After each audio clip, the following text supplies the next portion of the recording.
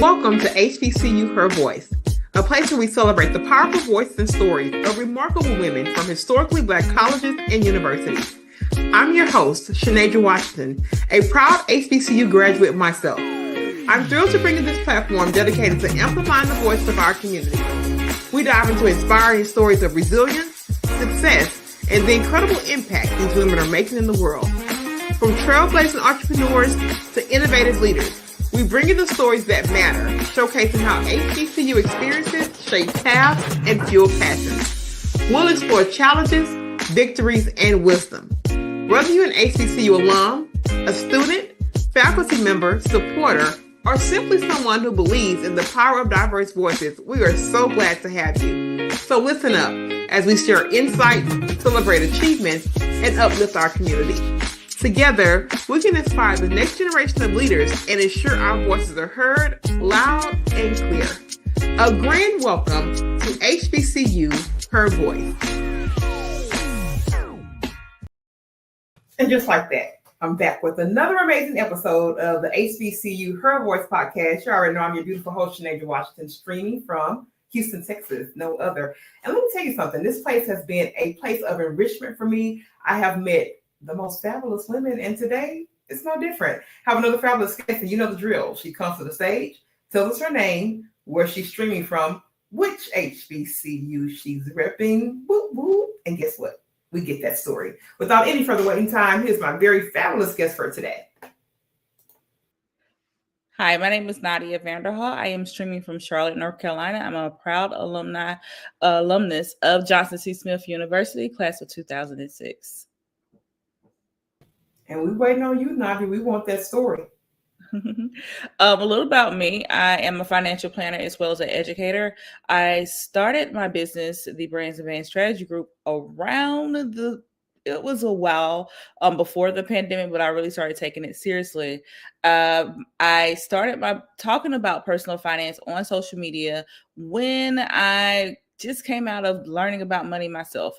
I found myself at the last recession, or like the big recession in 2008 that everybody likes to talk about, with getting laid off, with no emergency fund, no stream of income, nothing, and depleting my 401k, which is a cardinal sin in a sense of personal finance or in the financial industry. So as I learned about money, I'm able to start talking about it a little bit more. I went to start working at a very big bank here in Charlotte, North Carolina, and started noticing the conversations that they were having with customers around small business banking, and noticed it wasn't really giving what it was supposed to be giving, meaning people weren't getting how the math wasn't mathing when it comes to what if they had small business banking or just banking in general. And I started sharing with Wealth Wednesdays on social media, and my platform started to grow. And then I decided that I wanted to go into this full time, just beyond making content around it, making posts around it, making videos around it. And I started the Brands and Van Strategy Group, where we are a advice only, flat fee financial planning as well as education company. I offer content online, but I also work with clients on budget flow, cash planning, as well as traditional financial planning, and even speak about it within a different paths, whether it is in articles by the Washington Post, Bloomberg, LinkedIn. I'm actually a LinkedIn top voice, or speaking at events like the National Urban League. So the reason why I wanted to flip from just doing money content to actually having a financial planning company is because I noticed that most traditional financial planners focus on those that that have 500,000 in assets, when traditionally you will know that most people don't even have $500 in savings. So I focus on the other 500 when it comes to it, because I don't want just financial planning to just be for the affluent, but for all of us, because those that make under 100,000 on the year, they need it. Those that make barely 40,000 on the year, they need it. So that was my intention of moving from not understanding money, losing money in a sense, to now talking about money and being known within my industry as not only a thought leader, but a financial planner that targets the people. Oh, I love it. I'm already geared in because I got to go here with questions because when we were reviewing the form and the information, what Nadia said was that her biggest obstacle was the misinformation that's out there. Yeah. So when she comes in this space and saying, like, look, I came into the forefront and I bought it, we had Wealth Wins and we just started having these realistic type conversations. It was Mhm. something to me. I was like, well, kudos to you in that respect because that misinformation piece is floating around social media. Oh, they say you can get rich quick, baby. If everybody could do it, won't we all be falling out of control? Uh-huh. You I'm would just think I'm just saying. So when I, was layering this, I said, well, there's this level of transparency that you're bringing, and making it be accessible to people who don't have the education. I worked in financial services for 13 years prior to so. leaving my corporate career in 2021. And when I started looking around, now I say, now wait a minute. Now how is all this money flowing around here like this, and I ain't got none?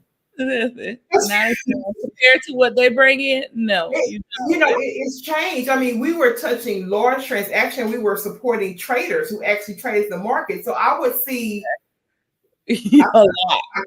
okay, we talking about for real money that was going through those banks or whatever, and it was an aha moment for me. It was like, it's no shortage of money. You just ain't got none. So how you go? So how you gonna get you some? So thank you for sharing that, Nadia. But I want you to bridge that into trust, right? Because Mhm. there's so Mhm. much information. I want you to talk about the importance of trust as a basis, especially for women that look like us. Trust as a basis of leaning into that information because it's so needed. It's actually two things. When you said the trust factor, I thought about the unbanked. Um, those that don't trust the bank, have seen the bank do their mama, their auntie, their granddaddy, anybody wrong. And that's like a historical context that's been, regardless if you've graduated, attended, or know about HBCUs, that level of trust or distrust that you may have with the banking system is something that we have seen throughout time, going back from Greenwood to even now with GoFundMe's. And when it comes to that distrust that people have or mistrust that people have, and along as well as see on social media people telling you that you can do this and flip this to have that or whatever, and then people getting burnt. I think right now we're seeing, what was it, a JP Morgan Chase check situation, like the scams that we're seeing, the mistrust that we're seeing people give context to, and then having the banks be banking, people are just not unsure of who to trust. And that is another reason why I wanted to start giving the realistic aspect when it comes to money, because I worked like you worked in the bank and see, well, why are they telling people this when it's actually that? Why are they giving people this promotion when the promote and not giving more context to how the promotion works? Then you go look at articles telling you that you have to have $2.3 million in assets to retire comfortably, because why is not consumer overspending all the time? It's most of the time due to inflation, and they're not able to save. Then you go to social media and social media telling you to do this flip, and you're like, I can't. And then you see people get scammed. It's a cluster of what people should believe in. So when it comes to the banks, my thing that I legit just talked about, this is why people don't trust the banks, is because you've seen things throughout time.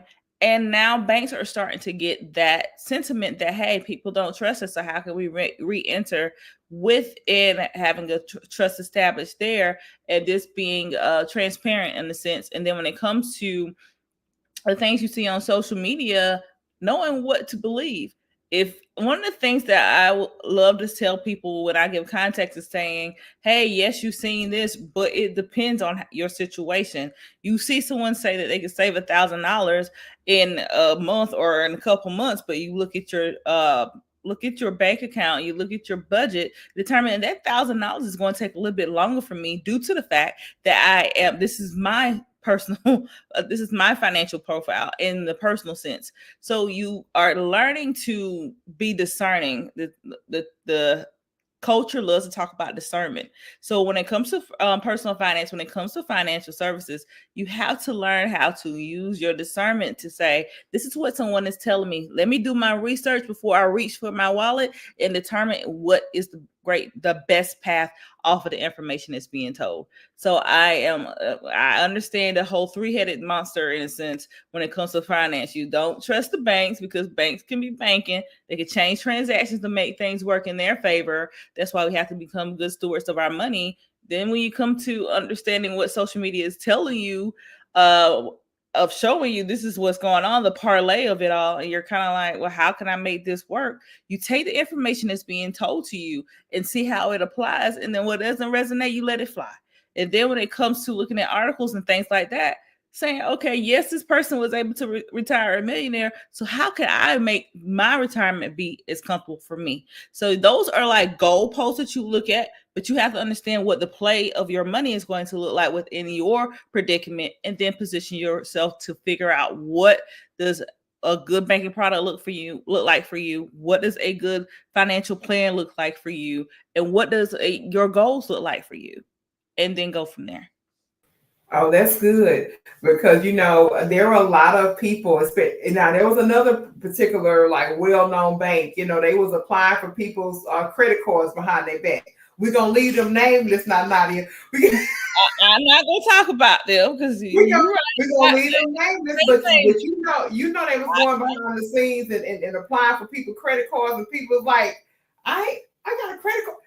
It was a bunch of foolishness. Okay, I had to step away from that particular institution because I was at that time, they had my information. I was a member, so I had to kind of step back. I'm just saying. So Nadia just gave you guys some great information, and I really like that part about being a good steward.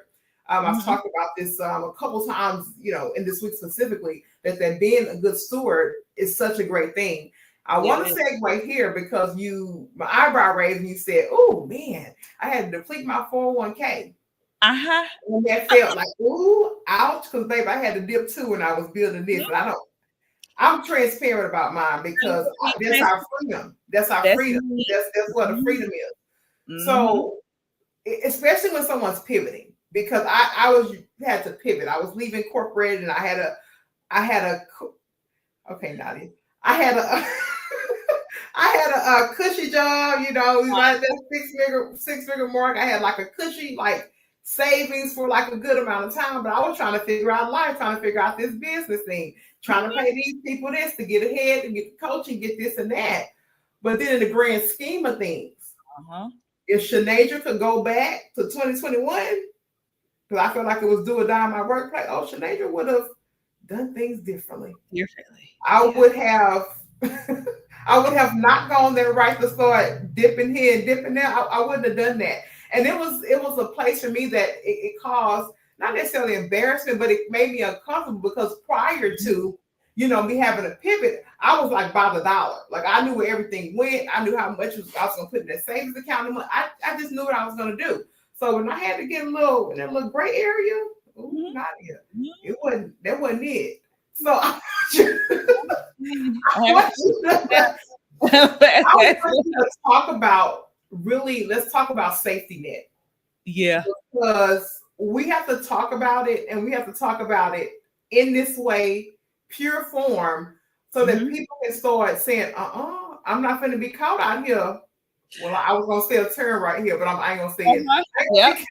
I had to what term you was gonna use. It was appropriate, but I understand that I'm gonna be all right on this one, Nadia. I want you to talk about that safety net, that importance, and really kind of that pain sometimes when you have to lose that safety net because had to kind of walk it. So I want you to talk about it. I saw an article, I think it was in a Wall Street Journal, about how so many Americans, not just our culture, are starting to utilize their 401ks as ATMs. And the reason why you're seeing that is because right now inflation is inflating and deflating not only how far our money goes, but how it grows, especially with their 401ks. And the thing that people are starting to do, they're noticing that it's hardship. Hardship looks different than what Fidelity might tell you, than what the banks may tell you, or whoever. Having a nest egg is key, but also I'm gonna go ahead and be a little bit devil's advocate, is having multiple nest eggs. So you have that 401k, you have a high yield savings account which you can put money into, and it will grow over time due to the APY, which is the annual percentage yield. So think of it the same way that you were paying a APR or your credit card, and that form of compound interest is how much you have to pay back on that loan. When it comes to high yield savings account, it's like the money coming back to you. So the more that you're paid within those type of savings accounts, it's the more that you are getting paid from the bank. But also looking into traditional or Roth IRA. So most people oftentimes go to a 401k due to the fact that their employer is, doing match and it's nice or whatever. But a lot of people do not utilize, like I would call, the stack method. So you have the 401k, you have the high yield savings account, and then you have an IRA outside. While these are the two are sandwiched the bookends of your stack is for retirement. The middle part of the high yield savings account is for if things happen. You have an emergency fund. And one of the things that I see on social media is that people will tell you to have a 3 to 6 month amount of savings for an emergency. But a lot of people don't even know how much that looks like for them. And then even starting to get just a month saved. So when it comes to having an emergency fund, the thing I would tell people is to calculate how much it costs your life to run, the basic or the bare bones. Don't go saying, oh, it's going to take, I want to go to Aruba if I get laid off while I'm able to travel. That's good. But I wanted you to know what makes your life run: your mortgage, your rent, your light bill, having things from time to time. And that is the baseline of what you're going to save for, or how much you need to have a month of. Why am I telling people now to focus on a month? Because if you focus on 3 months and you have, that's 4,000 per month, that's 12,000. How long is that going to take you to calculate to have that? It's going to take a while, depending on your income. But the thing is, though, is that I want people to start focusing on having some of it versus not doing anything. So if you're able to save that baseline of a month, and then having that, and then keep going, you're able to take a look back of your formula to say, this is how long it's going to take me. This is how much I'm earmarking within my budget, and just getting comfortable. The reason why I want people to start doing the sum versus none is because when we see a goal and it's so hard to reach, people be like, I'm comfortable, I'm good. But if you do some, whenever you are noticing that something happens in your life, you'll have some money to go towards it versus having none and then having to pull from your 401k. And then you're looking crazy because you have fees if you're younger than 59 and a half.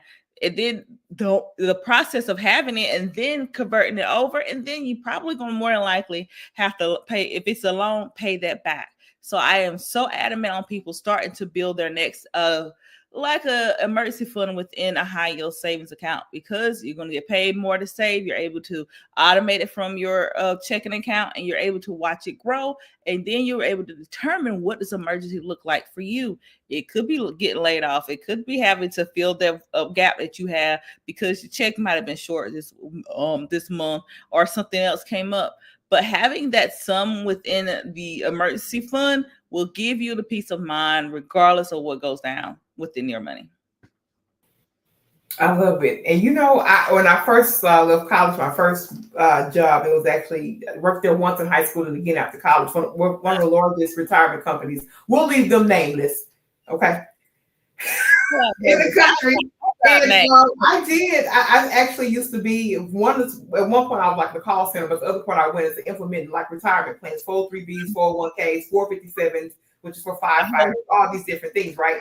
So there were also these times where people call in talking about they want their money. It's my money, it's coming out my paycheck.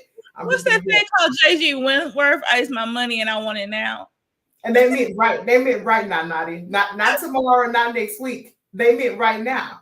So the problem came in was this. Look, ma'am, we can't give you those funds because it has to be one of these 6 categories. I don't know if they've changed. That was way back, at least a decade. It was like 6 top reasons: natural disaster, or it was different, medical, or something. I don't know. But there were a few little reasons you can get their money out. And maybe I used to get cussed out and everything because those people was like, nah, I want my money right now. What's tea? So what I'm saying is that Nadia is information about these particular plans. My other layer of advice is on there of this is that if you do have these programs that are, in your job, do a little research. Research Please before you look a little bit of research and understand that, and then now it's like different. Like they have vesting schedules. The employer may put in some money, but that right there will mess up somebody real bad, because I read a tweet where someone was like, yeah, because I put this much amount of money and I go to get it because I left the company thinking I'm vested. They were like a couple of weeks away from being vested. And then when they left that company, they gone. See what I mean? This is their research, and they used to. I mean, I think one of the companies I used to work for, they used to do like a ladder type vesting, where you were there for 2 years, 20%, 4 years, 40%. But like these people ain't playing; they standing hard on 5 years. If you want the money that we put in there, you think your retirement account look a certain way, but wait till we take ours out.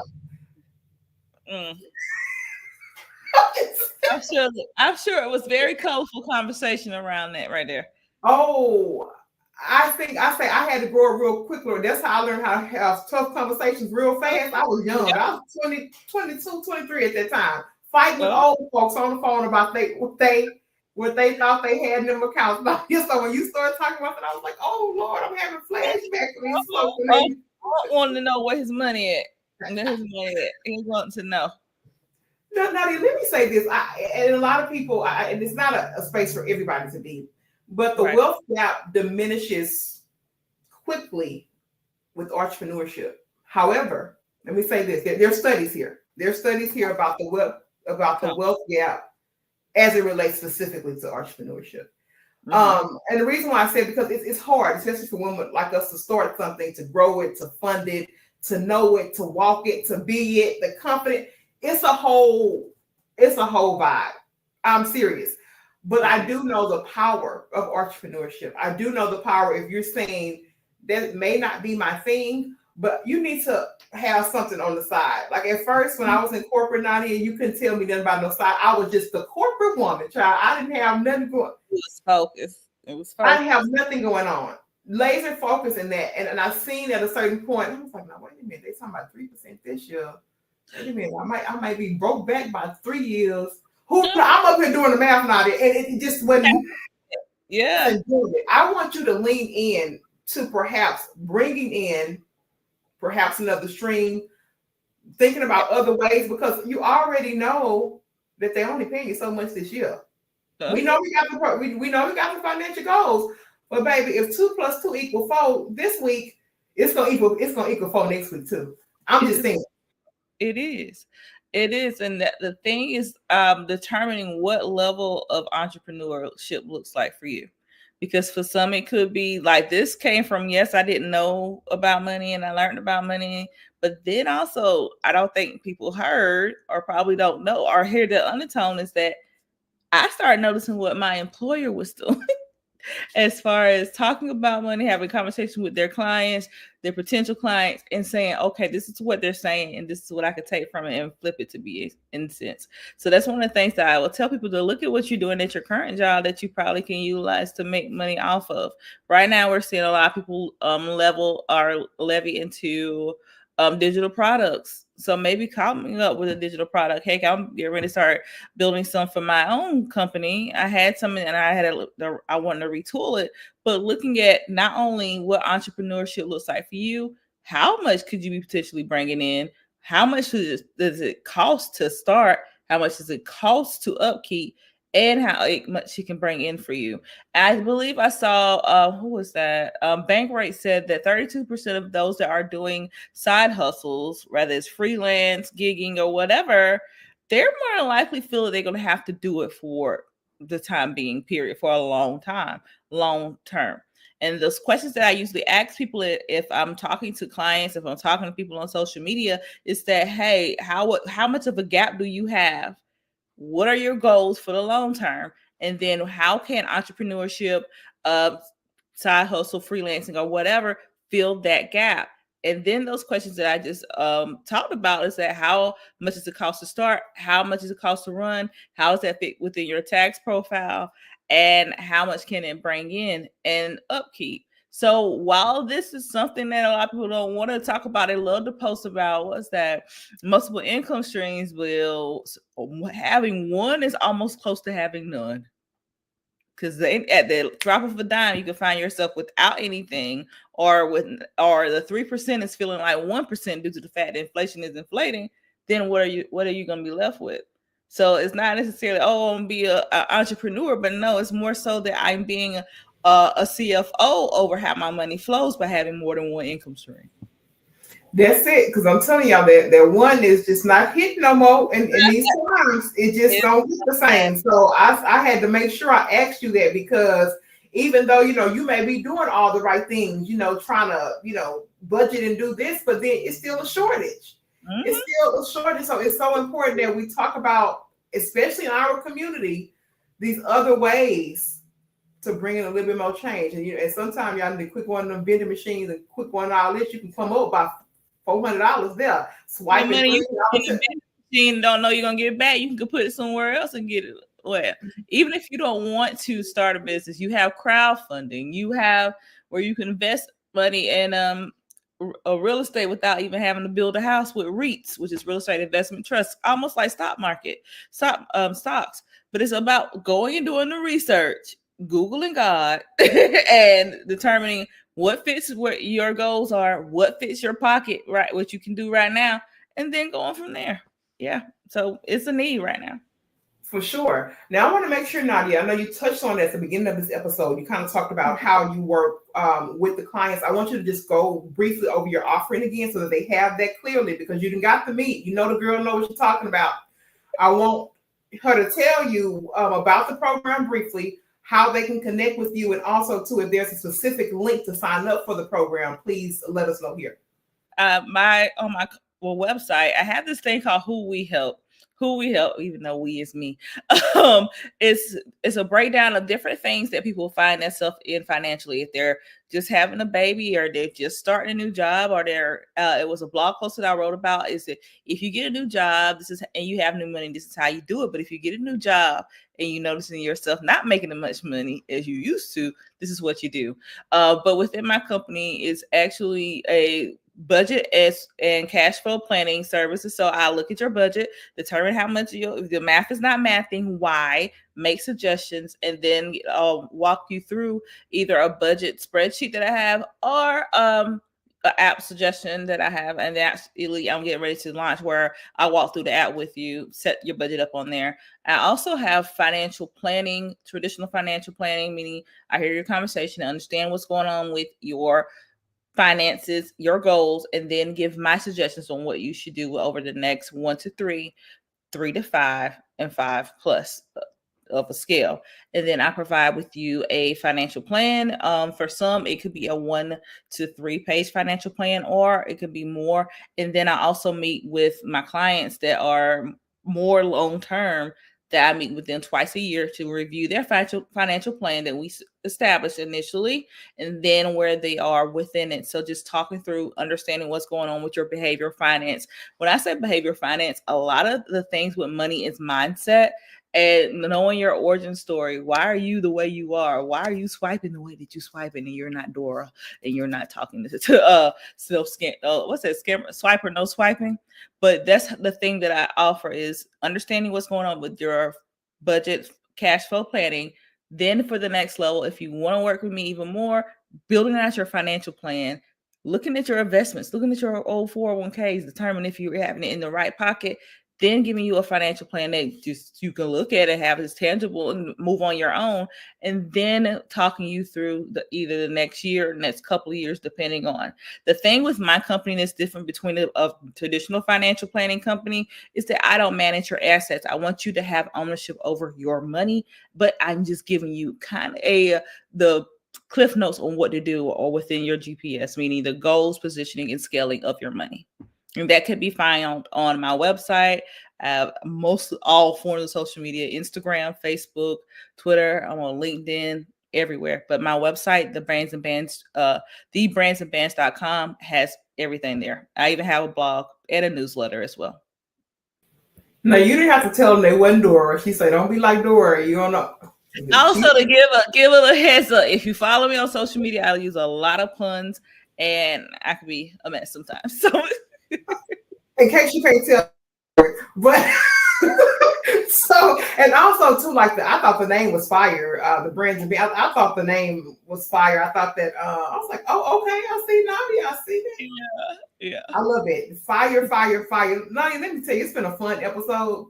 And yes, you have given the information the way that I like to receive information. I know that our community needs it in a way that's authentic. That's why the platform exists. Sometimes when you go into these places, it's too heavy with jargon. And let me tell you what happens when people are heavy with jargon and heavy with information, they shut down.